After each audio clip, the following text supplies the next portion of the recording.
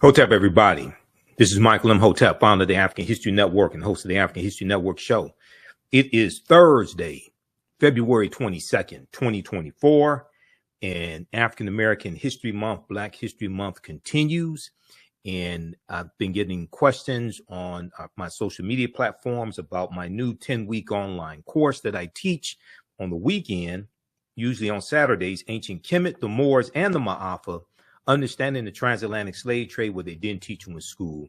So I'm going to do a preview of that class, go over some of the slides in the class, deal with some of the content, and show you the extensive class outline, class lesson plan that I've put together. Okay, so the lesson plan is already done for all 10 classes, and we did an introduction back on February 3rd.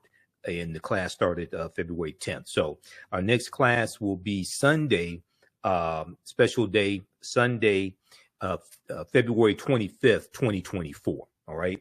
Now, when we deal with the transatlantic slave trade, we have to understand that we can't start studying our history in slavery.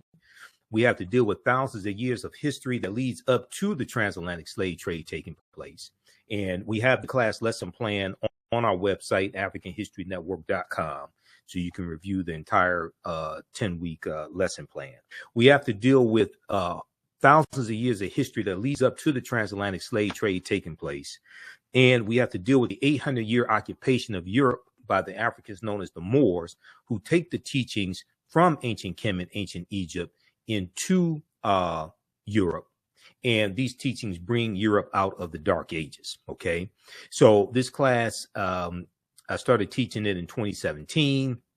I've been studying history over 30 years. This class evolved out of a 4.5-hour lecture that I did back in January 2014. And in this 10-week online course, there are over 200 slides that I show you in the class that I put together. We look at 80 to 100 articles. There are 15 books that we reference. You don't have to buy any of these books to follow along in class. The video clips that I show you as well, interviews that I've done with many of our scholars, like Professor James Small, Professor Kabahaya Watakamane, Runoko Rashidi, etc. Dr. David Imhotep also. Okay, so this is a fantastic class. You can register for this class at our website, AfricanHistoryNetwork.com, AfricanHistoryNetwork.com. Class is on sale right now, $80. We do the sessions live. All the sessions are archived and recorded. You can go back and watch it anytime.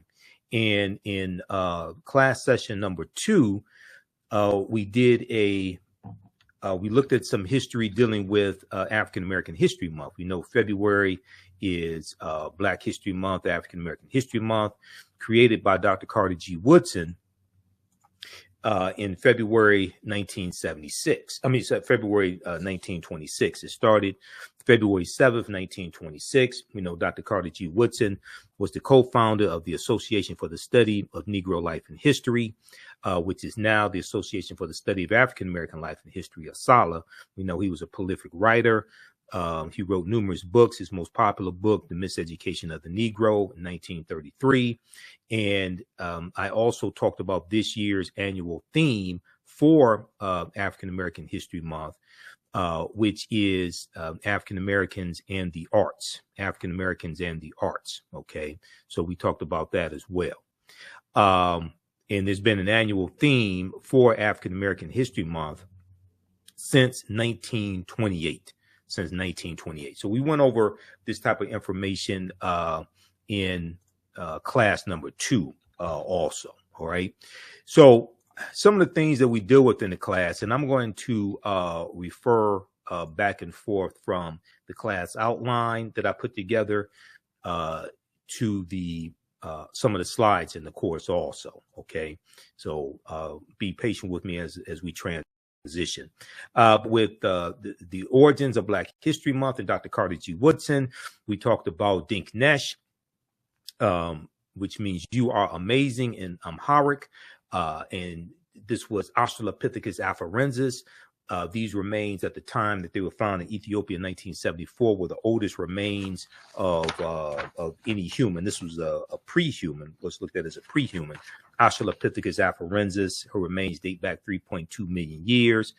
There's a global timeline of history that we use in the class also that comes from blackpast.org. So they have a good timeline of history. We talked about the Berlin Conference of 1884 and 1885. Where these European nations come together to divide Africa, to continue to rape Africa of the mineral wealth, and so they can stop fighting and killing each other over the mineral wealth of Africa. So we deal with some of that history. I talked about a little bit of the history of Juneteenth. June 19th, 1865, Major General Gordon Granger goes into Galveston, Texas. And there was a good article from the New York Times that dealt with how most Americans don't understand the history of Juneteenth. Now, this article came out in, it was about June of 2021 when this article came out. But one of the things that people don't seem to understand, and this is why one of the reasons why it's so hard for us to get any type of reparative justice, any type of reparations, okay, any substantial type of reparations, is because Americans are very ignorant of history, okay? Americans are very ignorant of history, regardless of race or ethnicity. So there was this good article from the New York Times. Most Americans know little or nothing about Juneteenth, poll finds, and it found that 60% of Americans knew little or nothing about Juneteenth. And I would argue that most of what they think they know is false, because Juneteenth was not the last day of slavery, okay? Because June 19th, 1865, when Major General Gordon Granger delivered General Order Number 3 in Galveston, Texas, and then he and his troops of almost 2,000 Union Negro soldiers go all throughout Texas to bring Texas back into the Union, okay, because Texas had seceded from the Union. Well, the 13th Amendment is what legally frees the slaves and what legally ends chattel slavery in this country. The 13th Amendment was not ratified until December 6, 1865, when Georgia ratified the 13th Amendment. Okay. The Emancipation Proclamation did not free the slaves. That's January 1st, 1863. And we, in the class, we look at it, and I tell people to go to archives.gov and read the Emancipation Proclamation, or go to loc.gov, Library of Congress website, and read the Emancipation Proclamation, because it specifically tells you that the territories that are in rebellion, those territories that belong to the Confederacy, those slaves would be free if those territories did not come back into the Union by January 1st, 1863. But it gives exceptions. It gives exceptions to the border states, Maryland, Missouri, Kentucky, and Delaware. They were allowed to keep their slaves. Okay. Maryland did not abolish slavery until November 1864. Okay. And that had to be put on the ballot. They had to vote on that. The Emancipation Proclamation did not free the slaves. So one of the things that we do in this class, from class number 1, is dispel a lot of myths that are out here dealing with history. Okay. If you read, this is an article that we look at in the class. The not quite free state, Maryland dragged its feet on emancipation during the Civil War.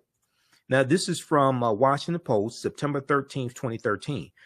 Interestingly enough, September 13th is the day before September 14th, 1814, when Francis Scott Key wrote The Defense of Fort McHenry, which was a poem that became known as the Star Spangled Banner.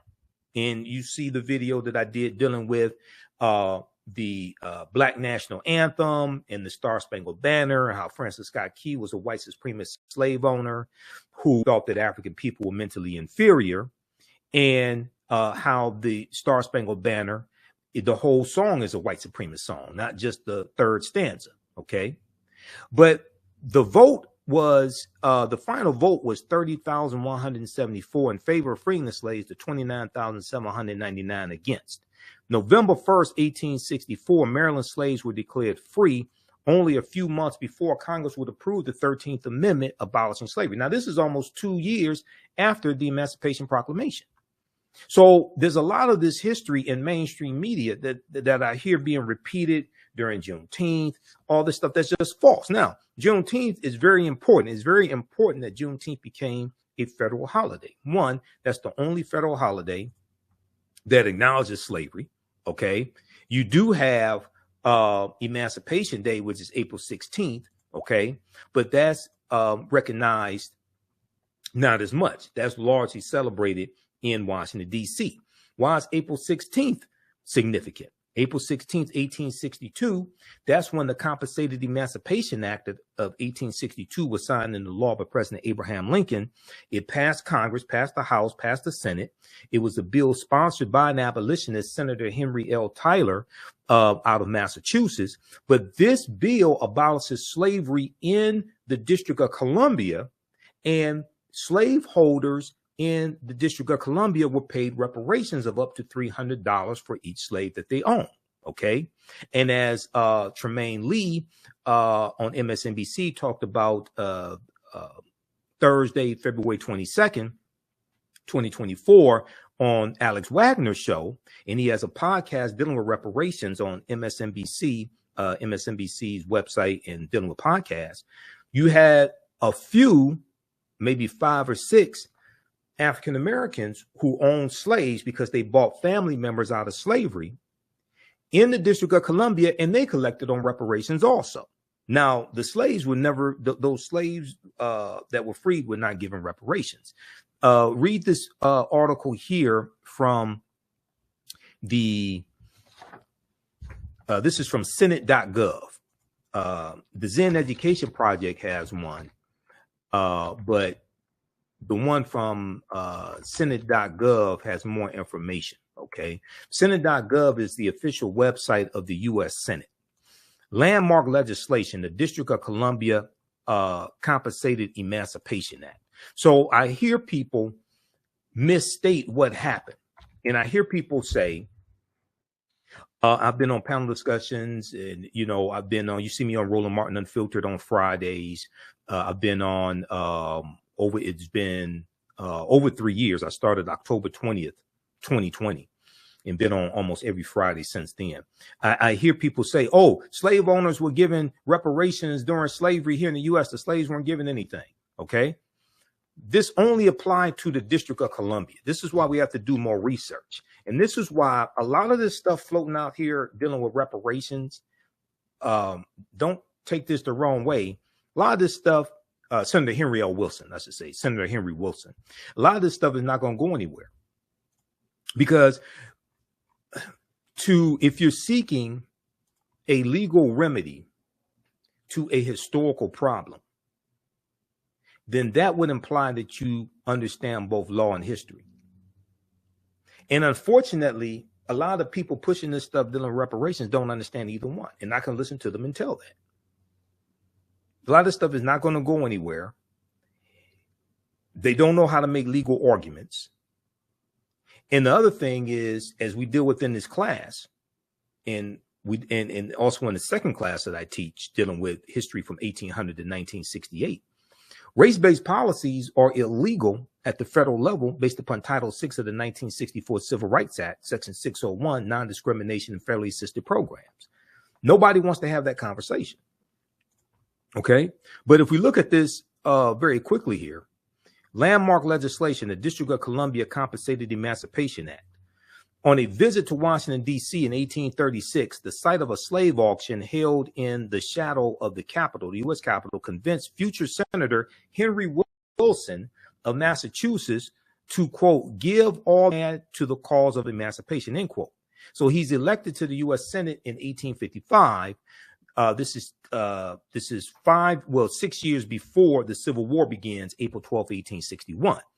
Senator Henry L. Wilson became a leading voice for the abolition of slavery during the U.S. Civil War. Okay, so make a long story short, the bill passes the House, passes the Senate. Okay, and then President Abraham Lincoln signs it into law April 16th, 1862. The bill freed enslaved people in the District of Columbia and compensated slave owners up to $300 for each person, that they own that was being set free. Now, the Hartford Daily Courant, Courant, celebrated that, quote, not a slave exists in their shackles have fallen, never to be restored, quote. In the months following the enactment of the law, commissioners approved more than 930 petitions granting freedom to 2,989 formerly enslaved people. DC Emancipation Day has been celebrated in the District of Columbia since 1862. Just 5 months later, September 1862, we know that was the preliminary Emancipation Proclamation, September 22nd, 1862. The Emancipation Proclamation was a military strategy that Lincoln used, and the purpose was to bring the South back into the Union. Okay. All right. Now, so read this here at Senate.gov. Senate.gov is the official website of the U.S. Senate. So there are 80 to 100 articles that we look at in the class. We go deep into this history. Okay. And in the second class that I teach on Sundays, we have that class starting up in June. Black resistance movements from the Haitian Revolution, U.S. Civil War, Civil Rights Movement, Black Power Movement, 1800 to 1968. We focus in on that period of history and get deep into this history also. Okay. All right. Now, so we look at things like Juneteenth briefly to dispel some of these myths. We talk about Imhotep, one of the greatest people who ever lived in human history. Imhotep was a philosopher. He was a priest, physician, architect, mathematician, designer of the step pyramid for Nasubiti, Pharaoh Zoser in the third dynasty. And Imhotep means he who comes in peace in the ancient Medu Neter language. And these are some famous statues of Imhotep. Now, this is Imhotep, and this is not Imhotep. In the 2001 movie, The Mummy Returns, the villain's name was, one of the villain's names was Imhotep. And they have this Arab-looking Eurasian actor, Arnold Vosloo, portraying Imhotep. And in the movie, he was a villain. He was evil. Okay. So many of our children will see this and think that one of our greatest ancestors was evil. Okay. And not even of African descent. This is a theft of the history, more cultural appropriation, a theft of the history. Here's a picture of the step pyramid that Imhotep was an architect of. This was for Nasubiti Zoser in the third dynasty. And there's a couple of books also on Imhotep we reference in the class. This one right here by Dr. Malefe Kete Asante, who's a friend of mine. I just interviewed Dr. Asante in April of 2023, dealing with the whole Cleopatra the Seventh controversy and the documentary that Jada Pinkett Smith did in the series African Queens. The Egyptian philosophers, Ancient African Voices from Imhotep to Akhenaten. Okay, excellent book. They talk about all these philosophers: Ptahhotep, Imhotep, Kagimni, Sanchi, all these before Aristotle, Socrates, and Plato. Okay, and Imhotep, we see around 2700 BC he lives. Depending upon which timeline of history you look at, the timelines of history can be 200 to 300 years off. But we know at least 130,000 years of our history has been stolen. Okay, so I'm going to go back to the course outline. And once again, the course, as I said before, the course outline, we have it right on the homepage of our website, AfricanHistoryNetwork.com. Right at the top when you see the information for this class. So you can register for this class right now. We do the sessions live. All the sessions are archived and recorded. can go watch it. You can watch it anytime, even after the 10-week online course is over with. You can go back and watch the entire class. Okay. So, as soon as you register, you can watch the 2 previous classes and get caught up and join us Sunday, February 25th, 2 p.m. Eastern Standard Time. We go through and look at the different dating systems of BC and AD popularized by an English monk named the Venerable Bede. We look at the 1619 project. We talk about that some and how a lot of what we know, a lot of what we've been taught about 1619 is false. Okay. And we go through and break that down. And then we deal with the date. Even though 1619 did take place, August 20th, 1619, 29 Negroes are on, or 29 Africans are on the White Lion pirate ship. Okay. The White Lion pirate ship, which was an English pirate ship. A lot of the history surrounding 1619 is false. And when we look at the work from Dr. David Imhotep, who wrote the book, The First Americans Were Africans, Documented Evidence, and who was a friend of mine as well. We know he passed away in 2023. We see that African people have been in the land we call the United States of America going back at least 51,700 years. All right. Now, in 1619, codified slave laws didn't even exist in any of the 13 colonies. Codified slave laws. The first colony to have codified slave laws is going to be Massachusetts in 1641. Comes to Virginia around 1660. It hits the different colonies at different times. The mistake that is made when we retell this history is we think this whole system of slavery existed in all the 13 colonies as soon as those Africans got off the ship. That's not the case at all. And if you read chapter 2 of Before the Mayflower by Lerone Bennett Jr., this is the 6th edition, he lays out a lot of that history. And we see the way we think this history evolved is not actually how it happened. Okay. And that's why you have to study Bacon's Rebellion in 1675, 1676. But this is a historical marker here at in Point Comfort in Virginia. And there's a good article called Much of What We've Been Told About Virginia's 1619 First Africans is Wrong. 1526 doesn't get talked about enough. And you had the Spanish who were trying to set up a permanent settlement here in the Georgia, South Carolina area. And they take 100 African slaves into that area in 1526. Those Africans are going to have a revolt and disappear. It's believed they went to go live with Native Americans. But this is 93 years before Jamestown, Virginia. How is it fixed? 1526 doesn't get talked about. But like I said, African people were here for tens of thousands of years before slavery existed. And we were here for thousands of years before the people who we call Native Americans came into existence. If you read The First Americans Were Africans, Documented Evidence by Dr. David Imhotep, and his new book came out in late 2021, The First Americans Were Africans, Revised and Expanded.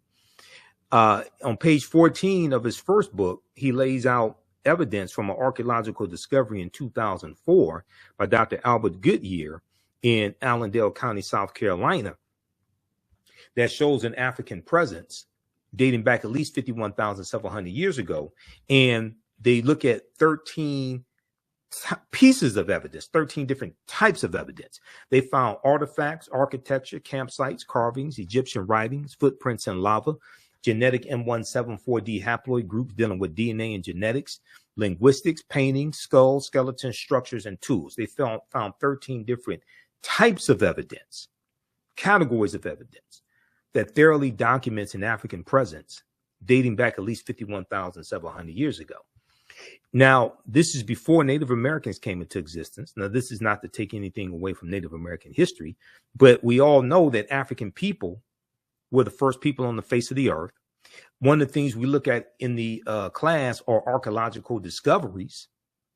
And there was an archaeological discovery coming out of Morocco in June of 2017 that shows how they found Homo sapiens. They found remains of Homo sapiens that date back 300,000 to 350,000 years ago And this was found in Morocco. These are over 100,000 years older than the earliest remains that they had found of Homo sapiens sapiens, or modern man, Homo sapiens, that date back 195,000 years ago in Ethiopia. So the deeper they dig, the blacker the planet gets, the more research they do, the older we get. So when these different archaeological discoveries come out, they have to keep pushing the timelines back. You know, Juvenile had the song Back That Thing Up. When these archaeological discoveries come out, they keep having to back that thing up. They keep having to back the timelines up. And when you study a lot of these discoveries, the scientists are saying that now they have to rethink everything. These archaeological discoveries are pushing the timelines back. And they're saying they have to rethink everything. So we've been led to believe that African people were the first people on Earth, but they went all around the world, but did not come to North America. That's a lie. That's a lie. And once we wrap our minds around the concept, and I'm going to go back to the cover of Dr. David Imhotep's book, because this is one of the problems I have when we celebrate African American History Month and don't understand history. If we approach history from the perspective that African people first came to this land that we call the United States of America, conquered and shackled in chains, conquered by Europeans, then you are already starting the conversation with a defeatist attitude and a false concept. No, this was our land stolen from us. This was our land stolen from us. Once we wrap our minds around the concept, because the research has already been done, and you have European archaeologists like Dr. Albert Goodyear who tell the truth. Once we wrap our minds around the concept that this was our land stolen from us, and we did not first come to this land conquered and shackled and chained, you would have a seismic shift overnight in the conscious level of African people in America. Now, this is not saying the transatlantic slave trade did not happen, because you got some people out here that don't study history, don't study chronology of history, and say, well, because Africans were already here, that means transatlantic slave trade did not happen. That's false. All that stuff happened. We were just here tens of thousands of years before we were told that we came here. Okay. And one of the things we do in the class, we look at where Christopher Columbus goes on his voyages, and Columbus never came to the land that we call the United States of America. That's another lie that's told.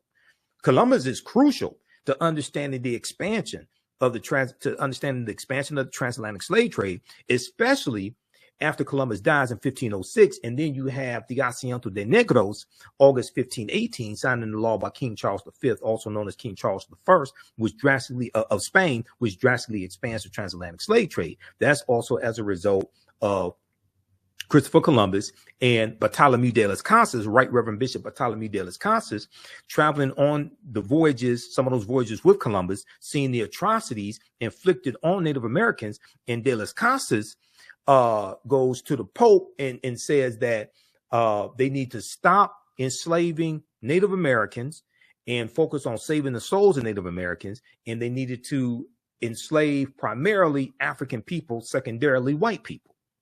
And this is what's going to happen. Now, he's going to quickly reverse course and regret that and fight for the abolition of slavery. But it's too late then.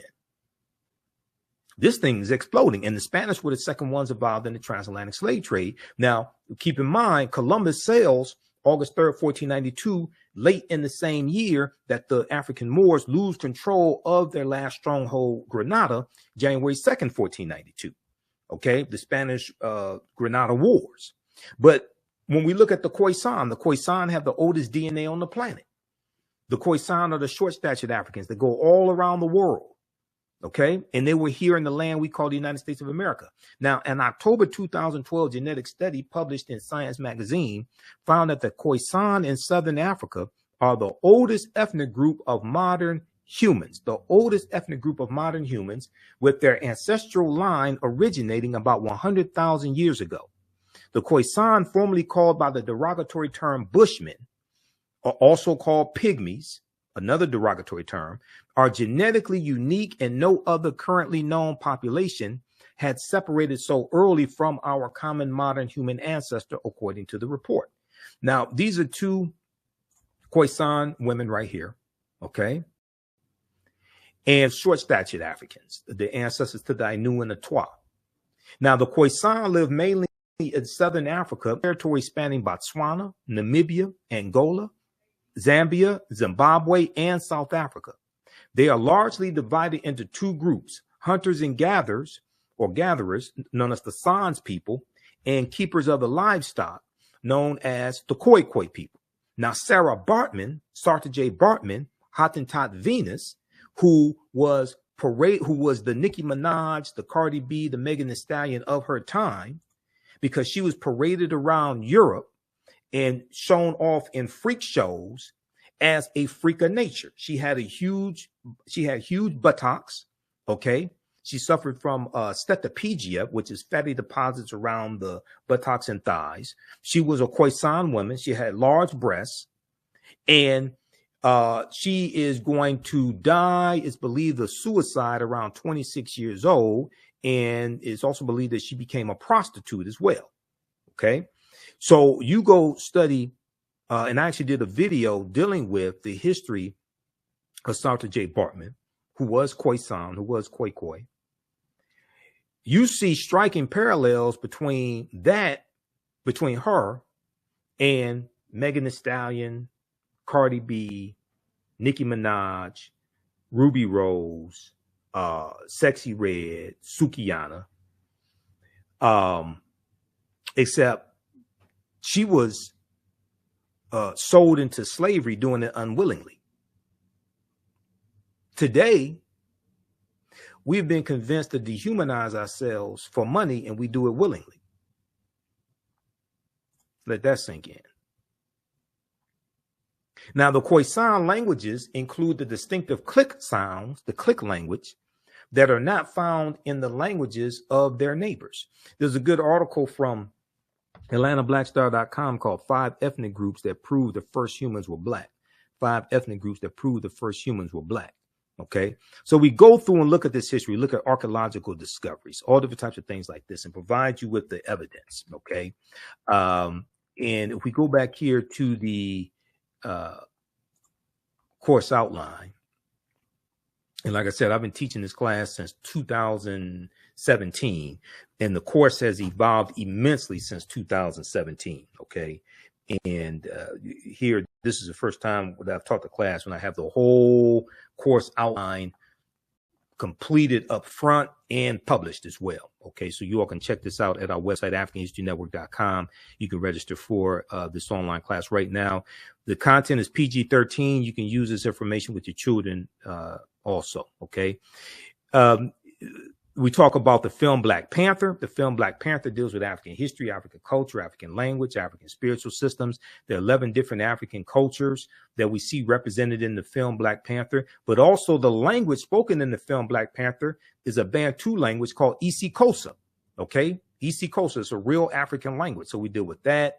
And then we talk about the skit from the Richard Pryor show, 1977, where Richard Pryor is a Egyptologist. 1909 is 1909 in Egypt, and this deals with why the history and culture, or why all this was stolen. He comes across the book of Coming Forth by Day, or what they call the book of life in the skit. So we talk about Bantu languages as well, like Kwanzaa is a Bantu language, and there's also a piece that deals with Black Panther Wakanda Forever is rich in mythology. And it talks about the real life African and indigenous inspirations behind what we see in the film Black Panther. Okay. One of the things I deal with early in the class is the term African American. And we go through early on to dispel a lot of this misinformation that's floating around out here.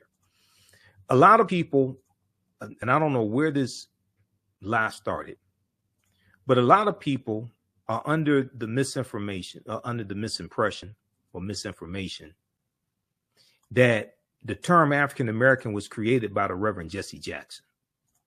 That's blatantly false. Now we know Reverend Jesse Jackson, as well as other African-American scholars, reintroduced the term African-American in the late 1980s, right around 1988, 1989. Okay. But as I posted on Facebook, and I posted it again today, this is an excerpt from the book Malcolm X Speaks. And we know we just commemorated the 59th anniversary of the assassination of Malcolm X, February 21st, 1965. In the Ballad of the Bullet, April 3rd, 1964, when Malcolm delivers the Ballad of the Bullet in Cleveland, Ohio, at Corey Methodist Church, he uses the term African American. And on page 36 of this book, in the Ballad of the Bullet, he uses the term African American. And what I'm going to do is, let's see here. Let's throw this up. Try to expand this as much as I can.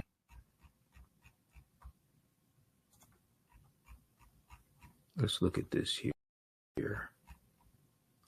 So here's the post. I also posted this on our fan page, the African History Network as well.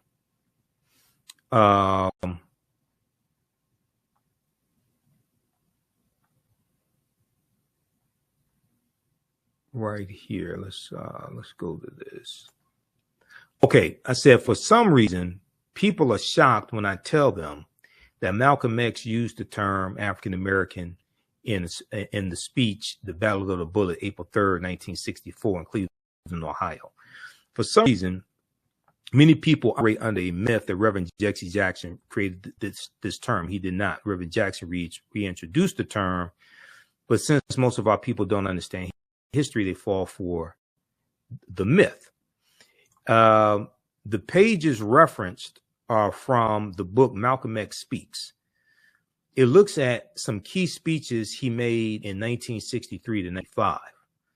I think it's also important to note Willie Lynch never historically existed, and the Willie Lynch letter 1712 has proven to be a fraud, which is true. Willie Lynch never historically existed. That's one of the biggest frauds in history. Research professor Manu Ampem, who's a friend of mine, I'll be interviewing him sometime in late March 2024. Research professor Manu Ampem for more information on this topic.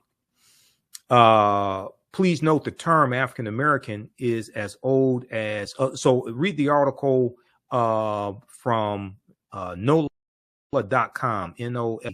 The term African American is as old as America itself, reports. But when we look at this here, this is from pages 36 and 37 of the Ballad of the Malcolm X Speaks, the book Malcolm X Speaks, edited with prefatory notes by George Brightman. And Malcolm says, right now in this country, if you and I, 22 million African Americans, that's what we are, Africans who are in America, you're nothing but Africans, nothing but Africans. In fact, you get farther calling yourself African instead of Negro. Okay. But check this out. Now, also at blackpast.org, and blackpast.org has thousands of pages, about 6,000 pages of articles dealing with African history and African American history. They have the transcript of the Ballad of the Bullet speech, and let me see which date is this. Because Malcolm gave that speech a few times. He delivered it April 12th, 1964 in Detroit, Michigan at King Solomon Baptist Church.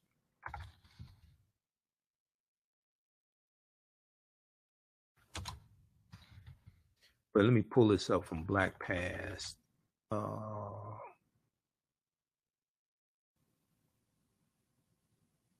I was just looking at it a couple of days ago.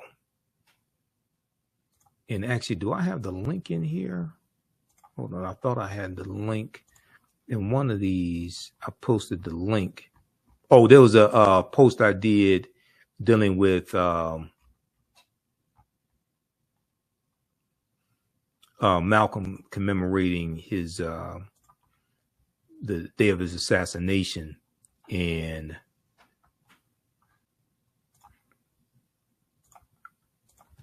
I have the link to the Ballad of the Bullet there. But let me pull this up right quick for you.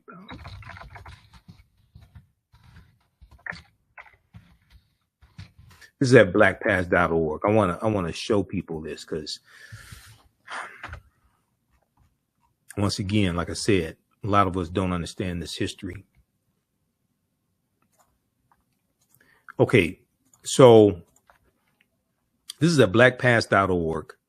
1964, Malcolm X, The Ballad of the Bullet. This is the version from April 3rd, 1964 in Cleveland, Ohio. All right. And if we go here, right here, right now in this country, if you and I, 22 million African Americans, that's what we are, Africans who are in America. Okay. This is Malcolm. We were using the term African Americans in the 1960s. I don't know where this lie started that Reverend Jesse Jackson created that term. Professor James Small, one of my teachers personally, he told me personally that he said we were calling ourselves African Americans in the 1960s. So let's, during African American History Month especially, can we please expose these myths and stop spreading these lies? Willie Lynch never historically existed. Jesse Jackson did not create the term African American. African people did not first come here August 20th, 1619. Yes, August 20th, 1619 did happen, but we were here for thousands of years before that. Okay. All right. How you all like this type of information? Give us a thumbs up, give us a heart, give us a like on this broadcast. Who still needs to register for this 10-week online history course that I teach? Normally we do it on Saturdays, 2 p.m. to 4 p.m. Eastern Standard Time, or 5 p.m. Eastern Standard, 2 p.m. to 5 p.m. Eastern Standard Time. But I am speaking at a Black History Month celebration that my fraternity Phi Beta Sigma is doing along with our sisters, the Zeta Phi Beta Sorority Incorporated. And it's going to be at, it's this Saturday at Mary Grove College. So I won't be able to teach the class on Saturday. So we're going to do it Sunday, February 25th, 2 p.m. Eastern Standard Time. So you can register for the class right here. Just click right here, register here.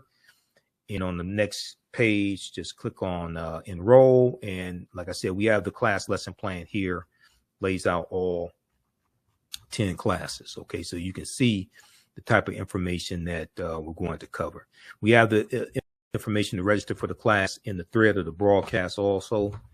And I'm going to post it here as well. Okay, yeah, class number 3. And we do the sessions live. All the sessions are archived and recorded. So you can go back and watch this anytime, watch the classes anytime, even after the course is over with. You'll still have full access to the class. Okay, so you don't lose that. So a year from now, 2 years from now, you can go back and watch the entire course. Okay, and I should change that. It's going to be next class. It's going to be Sunday, February 25th. Here we go. All right, let's continue here. Let's continue looking at here at the course outline.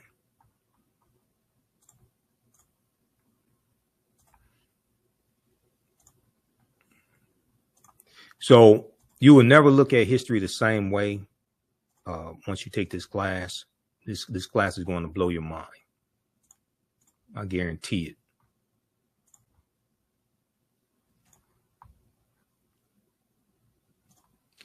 All right, so we look at the term African American, and the earliest recorded usage of the term African American goes back to 1782 in Philadelphia, Pennsylvania. I talk about the pyramid principle, okay? Because when I teach with two of my teachers, Dr. Leonard Jeffries and Professor Teach, they talk about the pyramid principle. And I use this in a lot of my lectures. And the reason why is it helps us get a better understanding of how to use the history and culture. Okay. It's more than just speaking African languages, wearing African clothing, playing djembe drums, eating African food, things like this, right? So here's a picture of the pyramid of Khafre at Giza. And a pyramid has three sides. At the foundation of the pyramid is African history and culture. Okay. It's African history and culture that gives us our foundation. It gives us our values, our interests, and our principles, our VIPs, our values, our interests, and our principles. This gives us our self-esteem, our self-development, our self-worth. It gives us a cultural paradigm that we see reality through. In our history and culture, especially our history, teaches us about our accomplishments, our achievements, who we've been, where we've been. Okay. Now, a people's history and culture teaches them how to deal with the problems of the past in the present and the future to meet the needs of the community. Now, it's that history and culture, that foundation, that influence our economic empowerment. It influences how we engage in economics, our understanding of economics, and what we do with our economics, what we do with our money. Our $1.6 trillion GDP, gross domestic product, that African Americans have, influences the type of businesses that we have, the type of institutions that we build, but also how we engage in economics. Do we use white capitalism dressed up in red, black, and green and pass this off as black economics or black capitalism? Or do we understand the cooperative system, cooperative economics, the co-ops, which is based upon principles that we brought with us from Africa? Okay. And when we study the Free African Society of 1787, we study the Colored Merchants Association in 1928. We study the Colored Farmers Union of about 1886 in Texas. They're operating based upon the cooperatives, where the members of these organizations are also owners, and they work together to help one another prosper and survive. So these are ancient principles, and every ethnic group in America use their history and culture to fight for scarce wealth, power, and resources. And for African Americans, we've largely been stripped of our history and culture. And we're trying to adopt European principles for business and European principles for economic empowerment, things like that, that largely don't work for us. We need to study these Tulsa, Oklahoma, Black Wall Street, North Tulsa, because it was the true reformers cooperative founded in 1881 that helped produce a lot of the prosperity that they had. Okay. Yes, oil was discovered there in the early 1900s. Yes, some of the early landowners got land because of the Black Freedmen Indian treaties of 1866. That's true. I deal with all that history. But also you had cooperatives there also. Okay. So when we study our history, we see a deep, rich history of cooperative economics. So we deal with that to get a better understanding of the cooperatives. Okay. We talk about Dr. David Imhotep as well, and the first Americans with Africans, documented evidence. We look at archaeological discoveries, like the one out of the Greek island of Crete in 2010, where they found stone tools on the Greek island of Crete that date back at least 130,000 years ago. But Crete has been an island for more than 5 million years. So they believe that those people had to have sailed there. Okay. So these would have been African people. Okay. And they believe that those people had to have sailed there.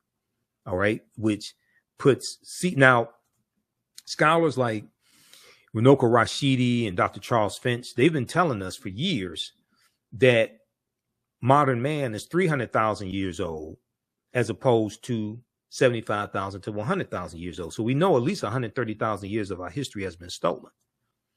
So these archaeological discoveries like this don't surprise me, but we deal with them in the class. Okay. We talk about the Khoisan of Southern Africa have the oldest DNA on the planet. There's a good article, Africa's oldest ethnic group fights to keep ancestral land away from Amazon. We talk about Sarah Bartman. And then we look at the adultification bias in African-American girls and how studies show that adults perceive African-American girls to need less nurturing and know more about sex than white girls at an earlier age. Need less nurturing and know more about sex than white girls at an earlier age. Where on earth, where in the world would they get something like that from? Where would they get a stereotype like that from? Well, I don't know. I'll be damned. Could it have been passed down for decades throughout history? Is that a holdover from slavery, when African-American women were sold into slavery as prostitutes and wet nurses, or just sold as breeders? Okay, where in the world could something like that come from? What could continue to perpetuate these negative stereotypical images and ideology that get projected onto African-American girls? I don't know. Now, Dr. Frances Cress Welsing, who I interviewed 3 times on the African History Network show, Dr. Welsing correctly told us that, let me pull up this slide here. She correctly told us, she said, we're the only people on this entire planet who have been taught to sing and praise our demeanment. I'm a bitch. I'm a hoe. I'm a gangster. I'm a thug. I'm a dog. If you can train people to demean and degrade themselves, you can oppress them forever. You can even program them to kill themselves, and they won't even understand what happened. Now, unfortunately, I made the mistake of watching Megan Thee Stallion's performance at the Essence Festival 2023, because on Hulu, if you have the Hulu streaming service, they had the Essence Music Festival prime time, and they streamed it live on Hulu. They streamed it live on Hulu. So I saw the weekend. It started like 7 p.m. at night, Friday, Saturday, Sunday. So I watched different performances. Trina performed. I saw Janelle Monáe. I saw Lauryn Hill perform. I saw a number of different performances. Megan Thee Stallion came on. She was the last performance on Sunday. It was actually early Monday morning because she came on. I think she came on about 1 a.m., something like that. And go back and watch my videos where I talked about how horrific her performance was, the vulgar language, the sexually explicit language. And I saw Trina's performance, you know, the baddest bee, Trina. Okay. You don't know Nan, Trina, that, you know, had the song with Trick Daddy. If you listen to Trina's lyrics in her performance and Megan Thee Stallion's lyrics, Megan Thee Stallion made Trina sound like Mother Goose. Megan Thee Stallion made Trina look like a Girl Scout.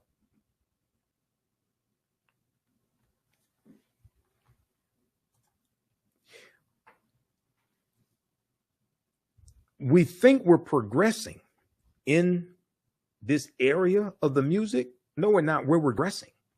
And the music is being weaponized against us.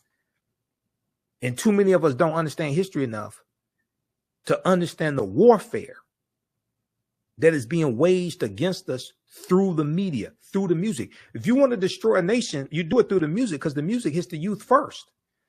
And they're least equipped to be able to fight back against it, to understand what's going on.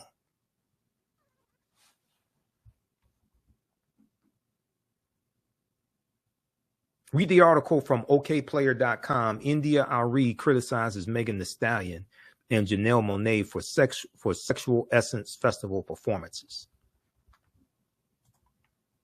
Also watch my critique of the song WAP by Cardi B and Megan Thee Stallion, where I said they will only allow Negroes to put out music like this. They're not going to allow they will never allow Taylor Swift to put out a song like that, because you only protect what you respect.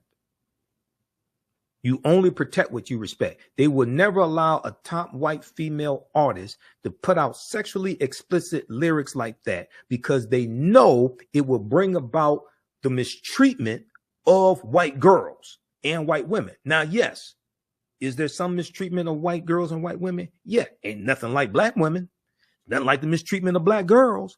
And they know if you put out music like that, it justifies the mistreatment. That's why they only allow us to do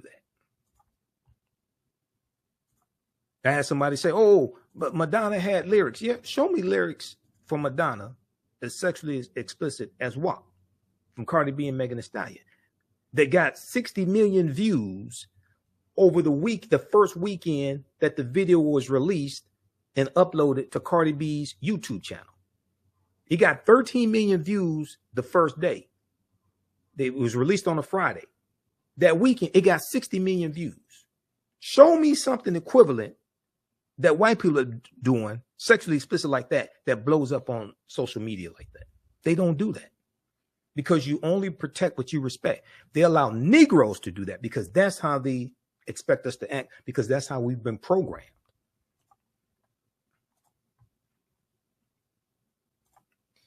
All right, now.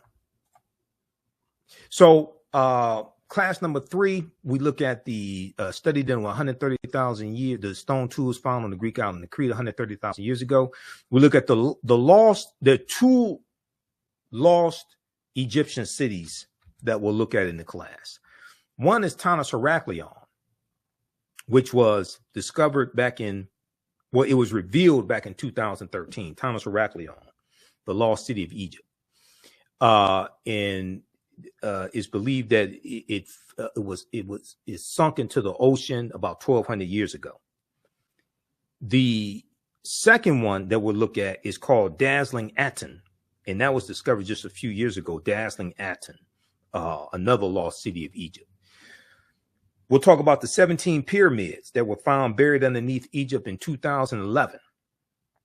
And what you're going to find is you're going to have civilizations built on top of civilizations. And they use infrared technology, infrared satellite that can look underneath the earth. And they discovered 17 pyramids buried underneath Egypt.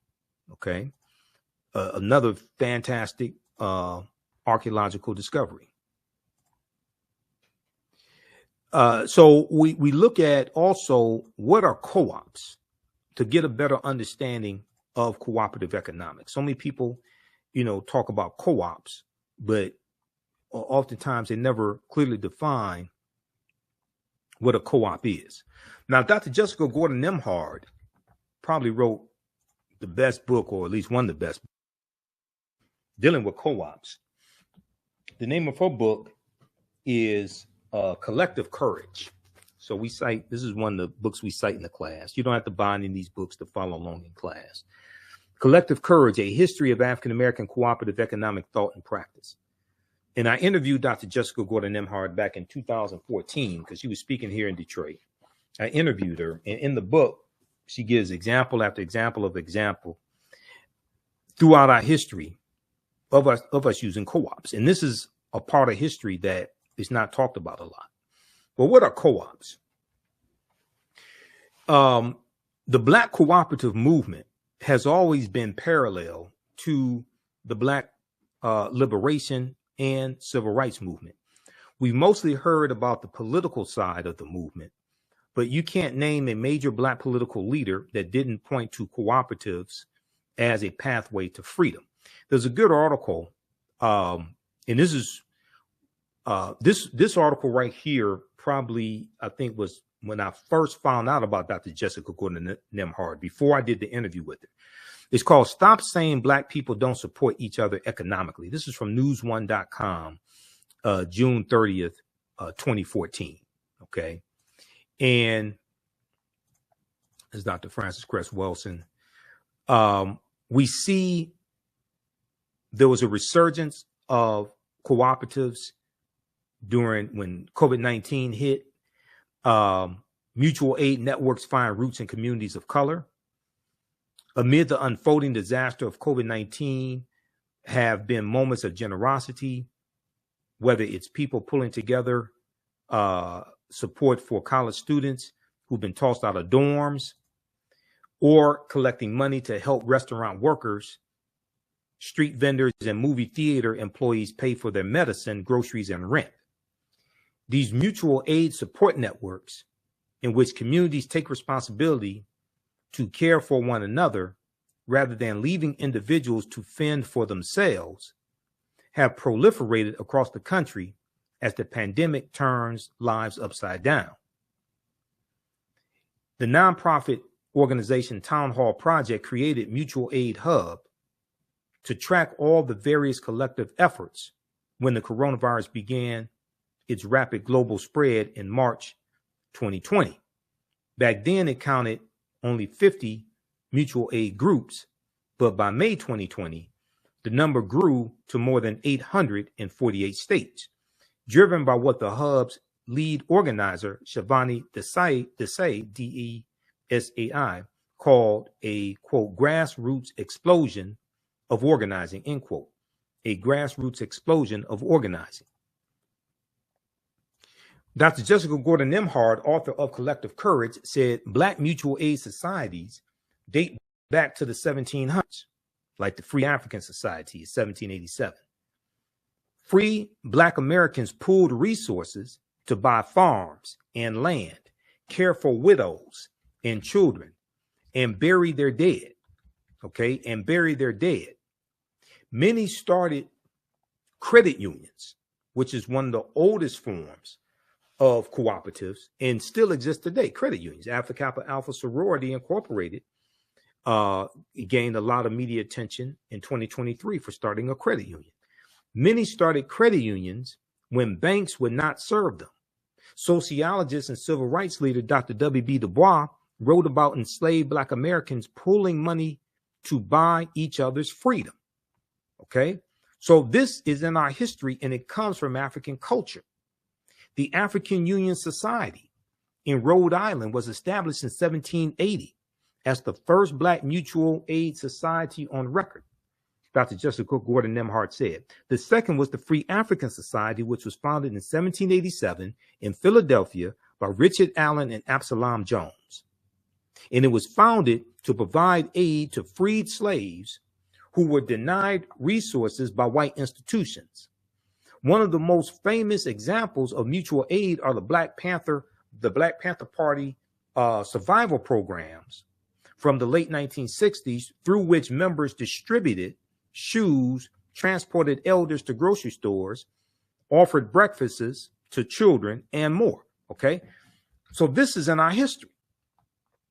Now, like I said, a people's history and culture teaches them how to deal with the problems of the past in the present and the future to meet the needs of the community. And what's happened is we've largely lost that history. We largely don't know that history of how we were economically successful in the past, even those who were freed during slavery, and how many of them were able to economically prosper. Okay. All right, so let me continue. All right, so we talk about Dr. Jessica Gordon Nimhard. We talk about this discovery, this dealing with DNA, Y chromosome in father of all humankind is 340,000 years old. Dealt with a man named Albert Perry in South Carolina who found his DNA traces back to an ancestor 340,000 years ago, about 338,000 years ago. We're older than we thought. New find pushes human origin back 100,000 years. This is the article from NBCnews.com. Now, when these archaeological discoveries take place, all the news outlets have these articles. NBC, ABC, CBS, MSNBC, CNN, NBC News. A lot of times, even Fox News has articles on this. Now, on cable news, you may only see 30 seconds to a minute, if that. But All these news outlets, you go online, they have articles on these archaeological discoveries. We talk about the African presence in Asia and the Khoisan, Sarah Bartman, Sartre J. Bartman. Another discovery, mastodon skeleton found in California, dates back about 130,000 years ago. And the paleontologists are saying that the skeleton was smashed apart, and the way it was smashed apart had to be smashed apart by humans. Okay, now if that's true, that puts an African presence in California 130,000 years ago. Okay, so we talk about the native Africans, the Negritos, who were the first inhabitants of the Philippines. Why the endangered African tribesmen in India shot dead an American missionary with an arrow. All right, that deals with the Sentinelese in the Andaman Islands, the Sentinelese. Okay, this is a remote group of Africans in the Andaman Islands. We look at an article that Dr. Runoko Rashidi wrote, Before Enslavement, Africans, Ancient Diaspora. He wrote this article for AtlantaBlackStar.com. I interviewed Runoko 6 times. So I share an excerpt of an interview I did with Runoko. I think it may have been my last interview with him, because we were trying to set up another interview before he passed away. Inside Egypt's 3,000-year-old lost golden city. That's the other lost golden city of Egypt that we lost city of Egypt we look at. The documentary Global Assignment, the documentary on Runoko Rashidi, Tony Browder is involved in that. So that has just been released. So that's showing in different cities. Follow Tony Browder on Facebook for more information on that. And then we talk about the judgment scene coming out of ancient Kemet as well, where we see the balance of the scales and the scales of Ma'at by Anpu or Anubis, the jackal-headed deity. We look at an excerpt from the first Americans were Africans documented evidence dealing with the Olmec heads in Mexico and the Mandinka Egyptian Olmec connection. There's an excerpt from the Rock Newman show, Black Egyptians Entered America 2,500 years ago. It was an interview he did with Tony Browder. And we deal with, way before Columbus, ancient Malayans from Mali sailed to the Americas. That was in 1311 AD. That was the year before Mansa Musa becomes emperor of the Mali Empire, which was 1312 AD. Okay. So we go through and we look at a timeline of history. We go through and look at these articles that deal with some ancient history to get a better understanding of how all this history evolves. We look at some ancient African civilizations. We talk about Kemet, Egypt, Nubia, Zimbabwe. We go through and look at this history. Okay. Ancient Nubia, founded around 4,500 BCE, which is the mother of Kemet, mother of Egypt, the first monarchy in recorded history. We talk about a little bit about the Kandakis and Amana Shikito, Queen Amana Shikito. Egypt on the Tony Browder is a fantastic book, and we spend some time looking at that as well. Egypt on the Potomac, because Egypt on the Potomac deals with how the layout of Washington, D.C. is based upon the layout of ancient Kemet, ancient Egypt. All right. And many of the founding fathers referred to Washington, D.C. as Egypt of the West. Okay. Egypt of the West. So when we look at the Washington Monument, that's 555 feet tall. The Washington Monument is a copy. It was actually a ancient African symbol of resurrection called a Tekken, coming from the story of Asar, Aset, and Heru, who the Greeks called Osiris, Isis, and Horus. And there were about 1,200 Tekkenu all throughout ancient Kemet, ancient Egypt. Okay. Today, they're less than 12 today. Today, they're less than 12. So we see a picture here of a tekenu, or a teken for singular, tekenu for plural. We see this here in Egypt, and we see that they've been taken to other cities around the world.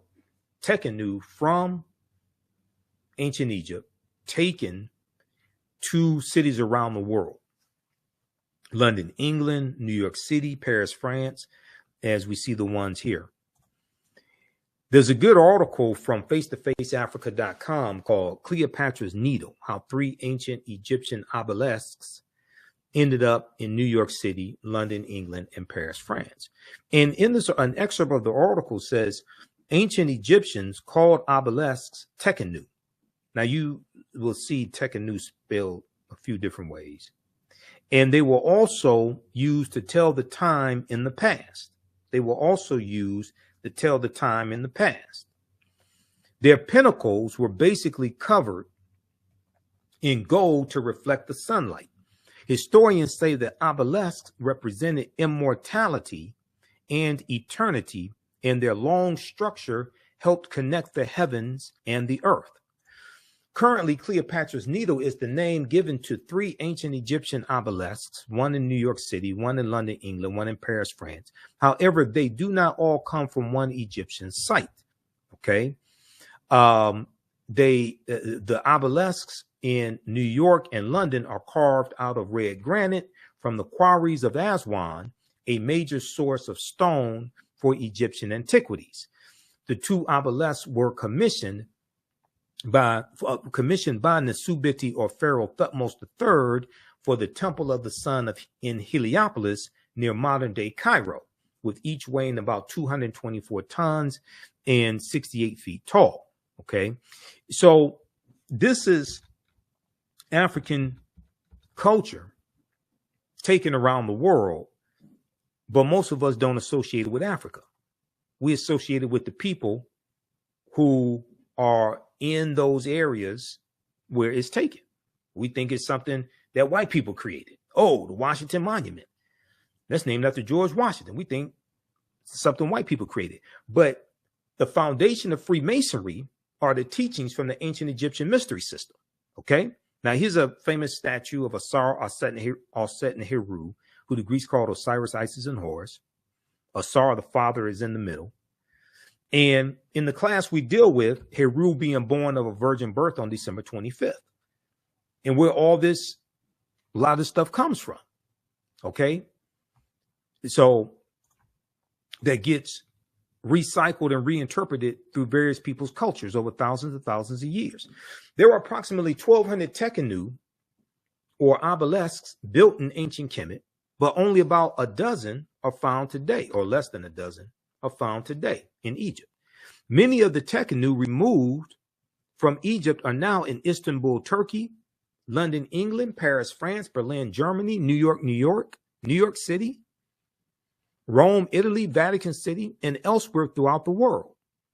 The tekenu are now called obelisks by their new owners, and few know their origin or that they symbolize the resurrection of the African king Asar. Now, this is from page 17 of Egypt on the Potomac by Tony Browder. Tony's a friend of mine. I just interviewed Tony. That was March of 2023.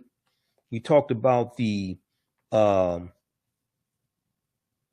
importance of Nile Valley civilization history. Okay. That interview got about over 50,000 views on our YouTube channel. My YouTube channel is Michael Imhotep, Imhotep. You can go check out that interview. This is a copy of Egypt on the Potomac right here.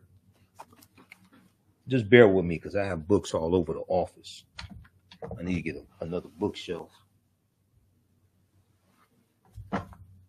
This is Egypt on the Potomac right here. This is one of the books we use in the class. Once again, you don't have to buy any of these books. We show you excerpts on the screen. But this is an excellent book to get. Egypt on the Potomac, as well as Nile Valley Contributions to Civilization by Tony Browder. Okay. Now, when we look at Freemasonry, because we have to look at Freemasonry, we look at that in the class. in the relationship to ancient Egypt, ancient Kemet, the Nile Valley region of Africa. The word Mason is derived from the Latin words mass and sun. Mass and sun, S-O-N.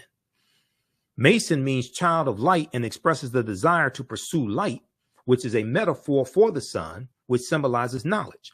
The term child of light, or sons and daughters of light, was first used to identify students who had completed 42 years of study in the temples of ancient Kemet.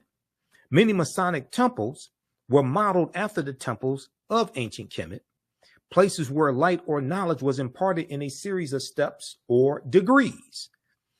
So the whole concept of going to institutions of higher learning and getting your credentials in a series of degrees, associate's degree, bachelor's degree, master's degree, PhD, that whole concept comes out of ancient Kemet, in the ancient Egyptian mystery system, out of the temples, where they went to study for 42 years. The concept of liberal arts, okay? And in Stolen Legacy by George G.M. James, he talks about the 7 liberal arts and the arithmetic and the logic and things like this. He talks about the quivium and the quadrivium, the trivium and the quadrivium, I think it is. But all that comes out of the Nile Valley region of Africa. We associate most of this stuff with Europeans. They learn from us. They learn from us. This is why, if you've seen any of my information dealing with the fight for what people call reparations, reparative justice, my whole concept of reparations as a historian is much different than a lot of this stuff floating around. The reason why, first of all, you have to understand the root concept of reparations means to repair, to make you whole again, to restore you to a state before the damage that was done, to repair a harm that was done. Okay.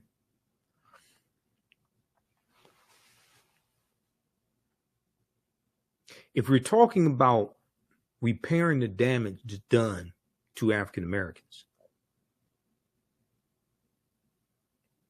you first have to analyze who African people were and what African people had before they were put into an institution of slavery that largely stripped us of our history, culture, language, spiritual systems, folklore, mores, family ties, nationality, okay?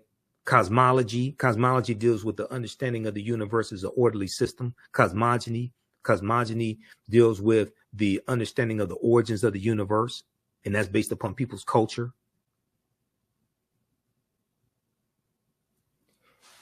You have to analyze who we were before we were put into the institution of slavery and what we had. If you want to talk about repairing the damage of something, if you start the conversation with us already enslaved, stripped of those things, that means you don't understand that you don't understand.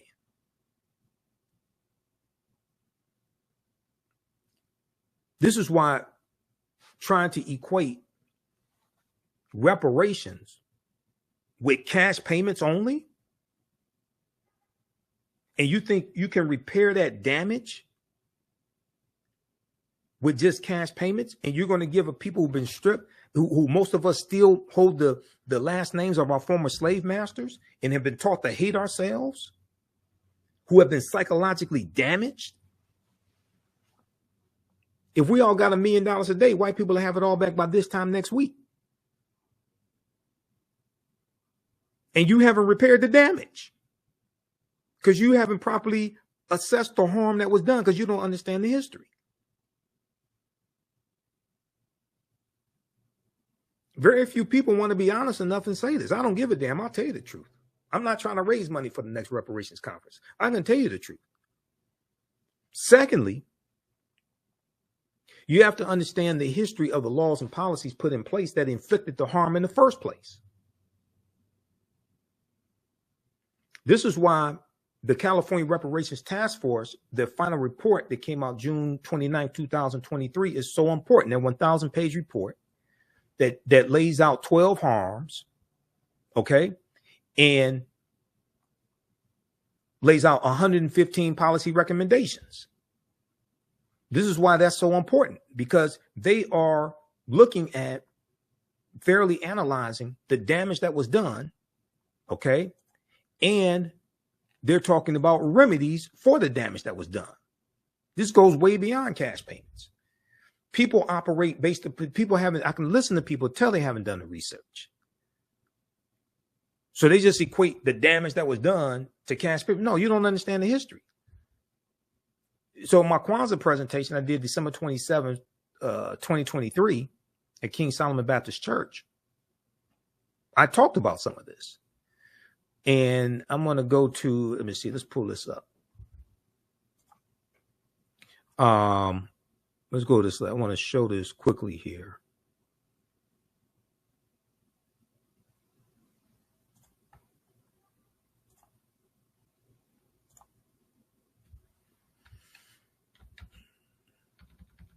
Because most people haven't read the executive summary. If you read the 74-page executive summary, you get a much better understanding of this. I've read the executive summary. I read the executive summary of the initial report, the 500-page report. The California report highlights a history of moral and legal wrongs. Over 13 chapters and about 500 pages, the interim report's authors recount the moral and legal wrongs the American and Californian governments have inflicted upon their own Black citizens and residents, noting how slavery and subsequent discrimination have exposed Black communities to racial terror and political disenfranchisement, left them with inferior outcomes in health and wealth building, and neglected them and relegated them to segregated neighborhoods and schools. Now, California became a state in the Union in 1850. When they became a state in the Union, they abolished slavery.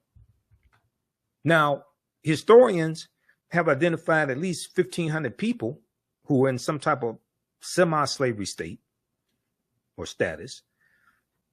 Some people put the number at 4,000. California was not Texas.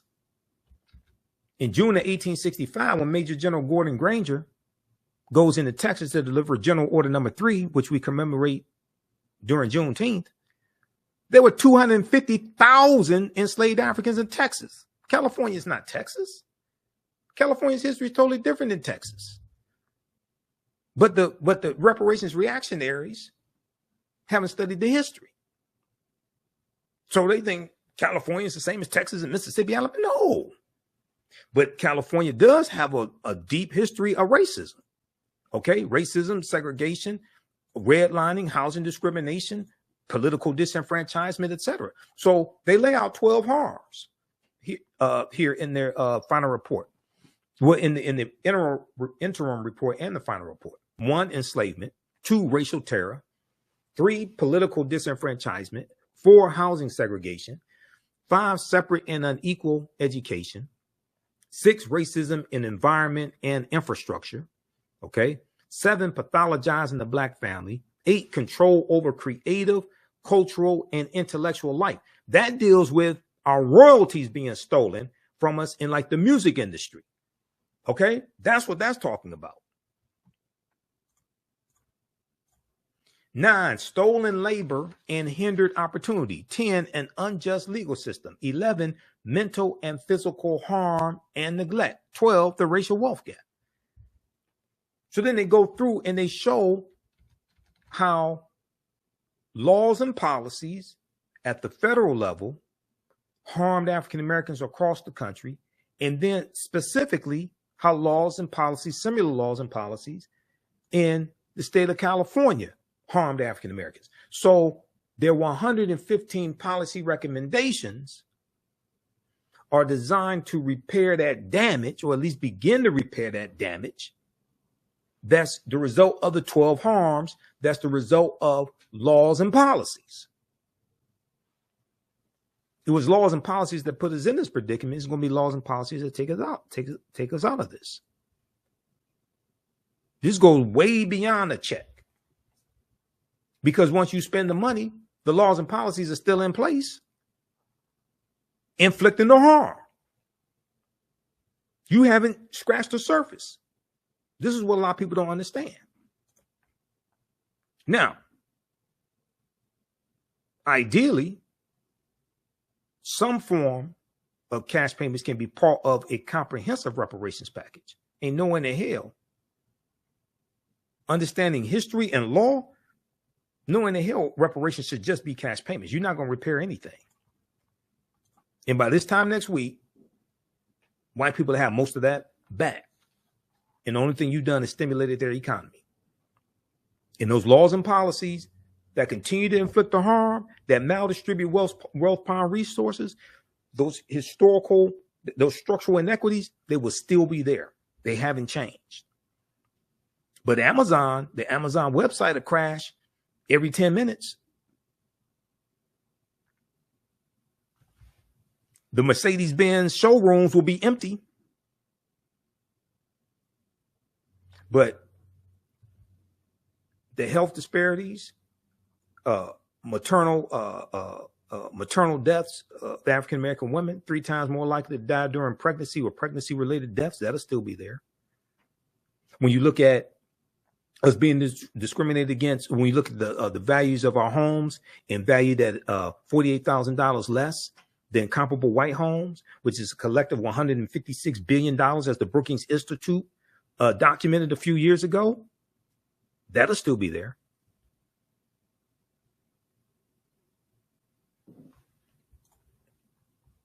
So we have to understand comprehensive reparations, but first you have to analyze, you have to study the history of what happened. And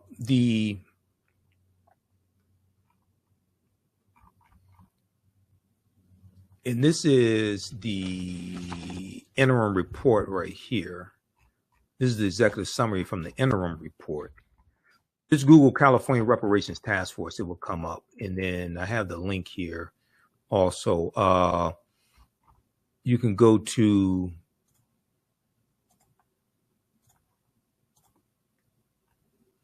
oag.ca.gov, Office of Attorney General, oag.ca.gov. That's Rob Bonta in California. Just search for the California Reparations Report, because they have the final report right here.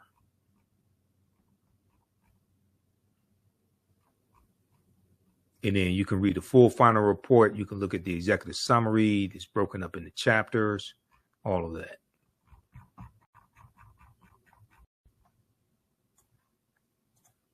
Okay, give us a thumbs up, give us a like, give us a heart on this broadcast.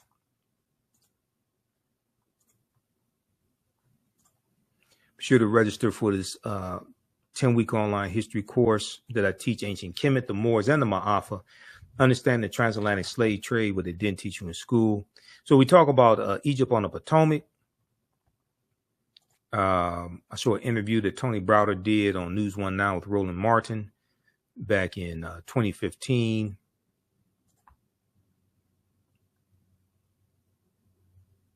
We talk about Abubakar II coming to the Americas also in 1311. Let's see. Class number 6, we deal with the African origins of Star Wars and the Asarian drama, the story of Asar, Aset, and Heru, who the Greeks called Osiris, Isis, and Horus, and how George Lucas, father of Star Wars, had a mentor named Joseph Campbell. And Joseph Campbell wrote a book called The Power of Myths, or The Power of Myth. And Joseph Campbell taught him about all these myths. One of those myths was about Asar, Aset, and Heru. We look at excerpts from Nile Valley Contributions to Civilization by Tony Browder and deal with the story of Asar, Aset, Heru, and the virgin birth. Heru being born on December 25th to the virgin Aset. We talk about Benjamin Banneker as well, and the surveying of Washington, D.C., the Dogon tribe of Mali and Burkina Faso, who discovered the invisible star centuries before Galileo invented the telescope. And they talked about the Sirius A and Sirius B star systems. We look at an excerpt of an interview I did with Professor Kaba Hiawatha Khamenei dealing with the African origins of Star Wars and the Assyrian drama.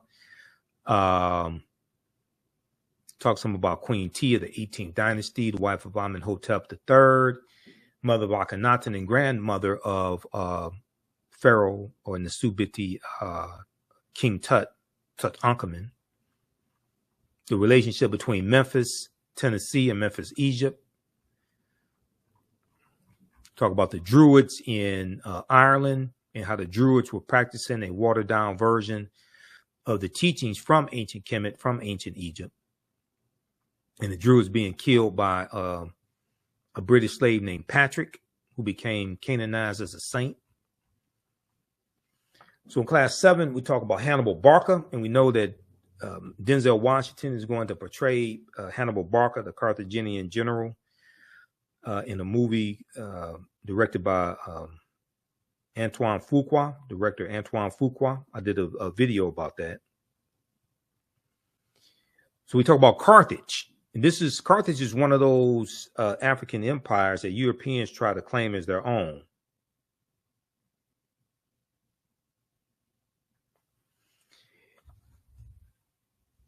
So, and we do a Hannibal Barca, Publius Cornelius Scipio, and the Battle of Zama 202 BC. We talk about the Battle of Cannae 216 BC, one of the greatest military victories in history, where Hannibal defeats the Roman army. The Roman army has about 80,000 men. Hannibal has 50,000. He's one of the greatest military strategists in history. And we deal with why Africa was not named after Publius Cornelius Scipio, because he takes the surname Africanus, and Africanus is Latin, means belonging to Africa. He takes the surname Africanus after he defeats Hannibal Barca at the Battle of Zama in 202 BC. So once again, we have that whole history backwards. We look at the relationship between the teachings coming out of the Nile Valley region of Africa and the development of European secret societies. We look at Joie de Piet, Black Pete, who was a Moor and was the sidekick to Sinterklaas, Saint Nicholas. And this is the precursor to Santa Claus. This is the precursor to Santa Claus. This is where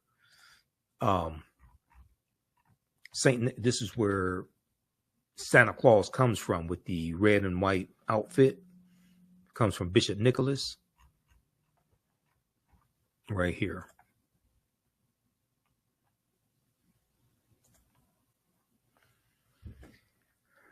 So there's a whole backstory to this myth also.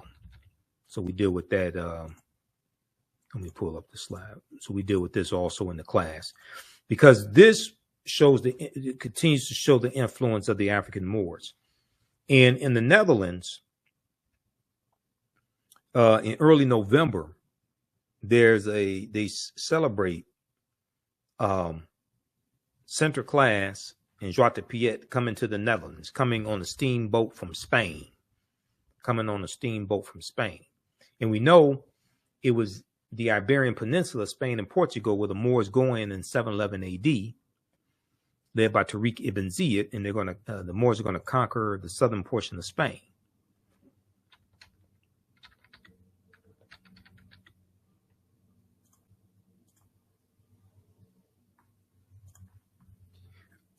All right, so let's go back to the course outline. So we look at what is a patron saint and what is the relationship between patron saints in Christianity and the Neteru in ancient Kemet, ancient Egypt. Queen Charlotte Sophia, who was of African Moorish ancestry on her mother's side, and she was the wife of King George III, who was the King of England during the American Revolutionary War. This is who the 13 colonies are revolting against. 1775 to 1783, the American Revolutionary War. We look at who were the Moors and look at some of the history of the Moors in Europe. Tariq ibn Ziyad invading Europe, invading the Iberian Peninsula, 711 AD. We look at Saint Maurice as well, who was a Moor and the patron saint of Germany. Why are African Moors heads on the national flags of Corsica and Sardinia? This is some more information showing the history of the Moors and the presence of the Moors in Europe. These African Moors heads, because the Moors were there in Corsica and Sardinia, and it took a monumental effort to defeat them. So they're right on the national flags of these island nations.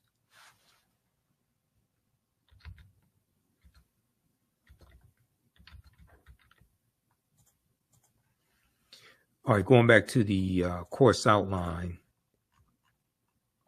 So class number 8, we look at how did the Moors lose power in Spain? And one of the books we reference is Golden Age of the Moor, edited by Dr. Ivan van Sertima. I have that book around here somewhere. Oh, right here. Golden Age of the Moor. One of the best books dealing with the history of the Moors during the medieval time and in Europe. Golden Age of the Moor, edited by Dr. Ivan van Sertima. Dr. Jose Pimenta Bay is one of the baddest scholars on the history of the Moors. He has a essay in here. Ranoko Rashidi has an essay in here as well. So we talk about the Crusades some, and the first Crusades, 1096 AD. Who were the Knights Templar?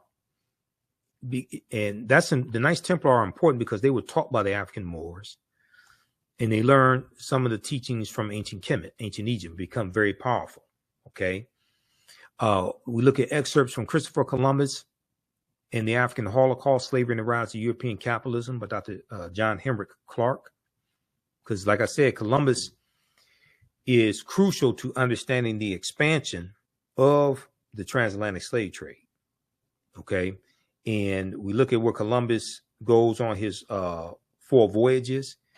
He never comes to the land that we call the United States of America. The closest he comes here is Cuba, which is 90 miles away, about 90 miles away.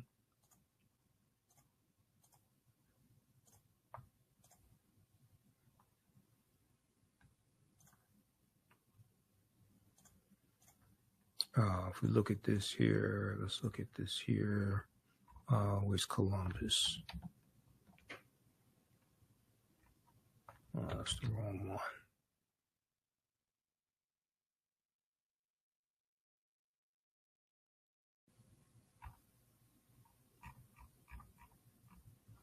Right here, Cristobal Colon. Cristoforo Colombo.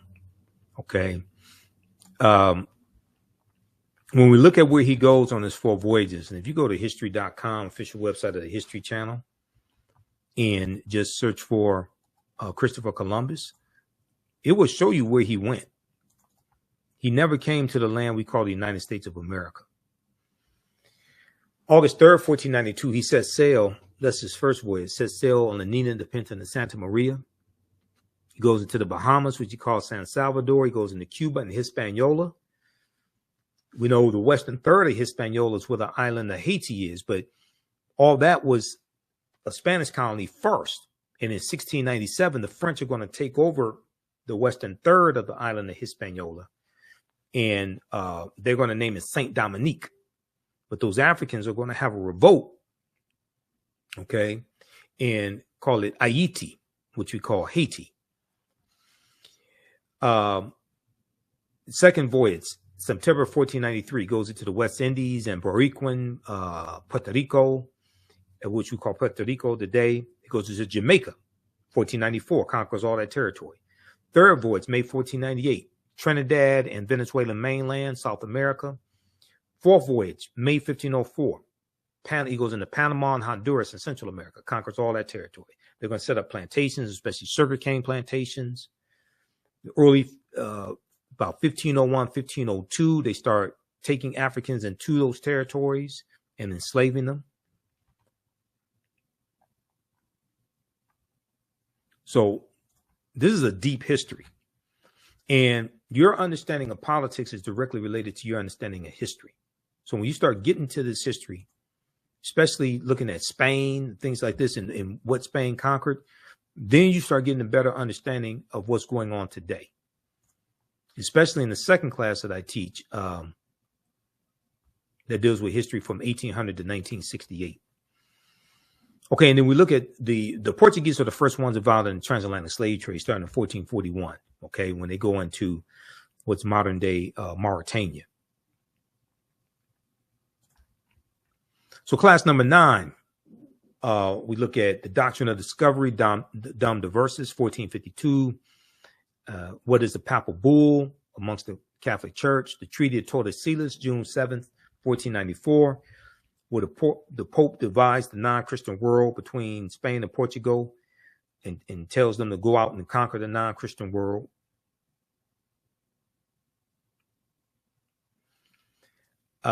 We look at the Spain begins to take African slaves into the Caribbean islands around 1502. King Charles V and the Asiento de Negros. Okay, King Charles V and the Asiento de Negros of 1518, because you can't understand the expansion of the transatlantic slave trade without understanding the Asiento. And oftentimes people talk about the transatlantic slave trade and don't mention the Asiento. Okay, that's Spain. And this was a license that the Spanish crown gave to slave traders to supply Spanish colonies with enslaved African people. What was the middle? We look at what was the middle passage of the transatlantic slave trade to get a better understanding of that. And there was an essay that Dr. Maleficenti Asante wrote in 2010, rebuking and refuting Dr. Henry Louis Skip the Truth Gates, as one of my teachers, Dr. Leonard Jeffrey, calls him, because oftentimes he skips over the truth. Dr. Henry Louis Gates Jr. And it deals with Gates is wrong about the African involvement in the slave trade, because Gates wrote this op-ed for the New York Times in 2010 called Ending the Slavery Blame Game. And he makes the false argument that Africans were as equally culpable for the transatlantic slave trade as Europeans, which is totally false. That's a lack of understanding of history. So this is an excellent article by Dr. Maleficenti Asante, who coined the term Afrocentricity back in the 1980s. We look at the role of insurance that insurance companies played in slavery. When did the first African come to America that we know of by name? That was probably Juan Garrido in 1513 in Florida. Comes into Florida with the Spanish conquistador Juan Ponce de Leon. Bacon's rebellion in 1675, 1676 in Virginia, and how it planted the seeds of race-based slavery, but also planted the seeds of racism that we still see evident today. To understand what's going on today, you have to understand Bacon's rebellion. You understand Bacon's rebellion and those that group of about 500 rebels who were being exploited on the tobacco plantations in Virginia, and how they unite. You have enslaved Africans, free African Americans, white indentured servants, poor whites, and they realized that they were all being exploited by the same people. Okay, and they had a rebellion, and in December of 1675, they burned down the town of Jamestown, Virginia. December 1675, they burned down the town of Jamestown, Virginia. Okay, now I don't know if this was the inspiration for the song, the roof is on fire. We don't need no water, but it very well could have been.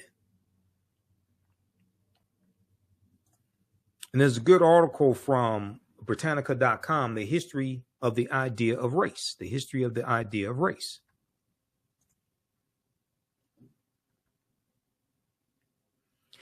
On September 19, 1676, Nathaniel Bacon and his followers returned to Jamestown, Virginia, and battled forces. Let me see, that was September. It was in December 1675 where they burned down the town of Jamestown, Virginia. But this is a deep history here.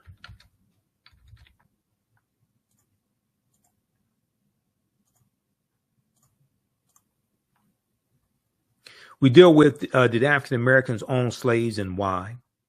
Because oftentimes we were buying family members out of slavery. Okay.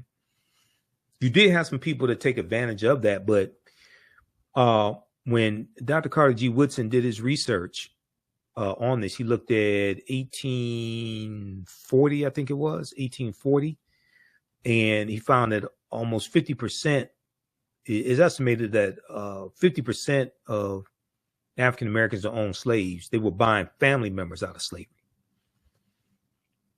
We saw this in Washington, D.C. also when we dealt with the Compensated Emancipation Act of April 16th, 1862. We deal briefly with the fake Willie Lynch letter, 1712, the tragedy of the Lusitania slave ship, January 1st, 1738. And look at the origin of negative images in the media and how they're rooted in slavery and minstrel shows. Okay. That's class 10. So this is, like I said, this is a class where we get deep into the history. You never look at history the same way. There's over 200 slides that we look at, slides that I put together myself, 80 to 100 articles.